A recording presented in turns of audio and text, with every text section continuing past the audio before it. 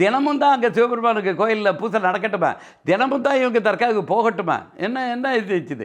2 நாட்கள் நம்ம வருடங்களில் 2 நாட்கள் இந்துக்களும் 1 நாள் இஸ்லாமியர்களும் முறையாக அவர்கள் இடத்துல வழிபட்டோன்னா சிறுக சிறுக சிறுக சிறுக விழாக்கள் கூட்டிக் கொண்டே போகலாம். சிறுக சிறுக ஒரு மத நல்லிணக்கமும் வந்துவிடும்.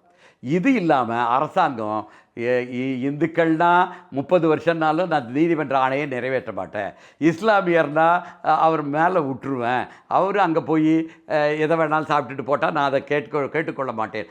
உண்மையில் இதில் கேட்க வேண்டியவர்கள் அந்த இஸ்லாமியர்களுக்காக இருக்கிற கட்சிக்காரர்கள் கேட்க வேண்டும். அவர் சார்ந்த எந்த நாடாளுமன்றத்தில் இருக்கிறார் அந்த கட்சி கேட்க வேண்டும். ஏப்பா நல்ல நிதானமாக தானே இருக்கணும், நீ இப்படி சொல்கிறிய மக்கள் மறந்துடுவாங்கன்னு நினச்சி தானே அடுத்த தடவை நம்ம கட்சியோன்னு எடுக்கும்போது பெரிய மாதிரியான இந்துக்கள் அங்கே போய் இவர் இதை சாப்பிட்டாருன்னு சொன்னால் நம்ம கட்சிக்கே நல்லதா? கூட்டணி கட்சிகள் கேட்க வேண்டும். இதெல்லாம் கேட்காம ஏதோ இந்த ஓட்டு அந்த ஓட்டுன்னு எண்ணிக்கிட்டு இருந்தால் பிரச்சனைகள் தீராது. அப்போ உண்மையிலே அந்த நாடாளுமன்ற உறுப்பினர்கிட்ட மக்கள் பெரும்பான்மையான எந்த தொகுதியில் நிற்கட்டுமே அடுத்த தடவை நிற்கும் பொழுது இது ஞாபகம் இருந்தால் ஓட்டு நமக்கு உழுமா உழாதான் 1 நிமிடம் சிந்திச்சிருந்தால் போவாரா?